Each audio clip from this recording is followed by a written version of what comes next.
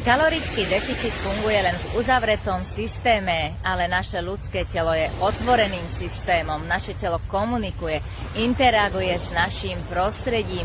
Či už prijímame energiu vo forme svetla, vždy keď sa nás svetlo dotkne, či už pokožky, alebo nám ide do očí. A samozrejme ju ale aj strácame, pretože každý živý organizmus, a teda aj človek, tvorí biofotóny, čiže svetlo.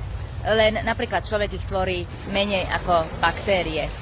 Takisto prijímame a strácame elektróny. Keď ich strácaš priveľa, neschudneš, aj keď budeš v kalorickom deficite. Keď priberáš z ničoho, je to preto, že strácaš elektróny, nedržíš si svoj náboj.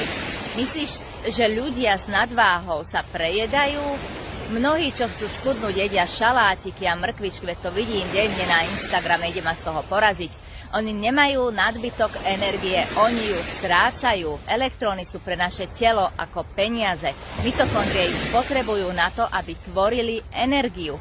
Keď ich nemáme dosť, naše zdravie sa proste zhoršuje. V našom tele neexistuje orgán, ktorý by počítal kalórie, ale náš mozog je našim kvantovým počítačom a počíta energiu vo forme elektrónov, čo je pre využiteľná energia, a protónov, čo je preň nadbytočná energia. Preto väčšina ľudí, hlavne od určitého veku, nebude mať výsledky, ako si želá, kým sa nezačne zaujímať o veci na kvantovej úrovni, čiže subatomárnej úrovni, čiže elektróny, protóny a fotóny zo Slnka.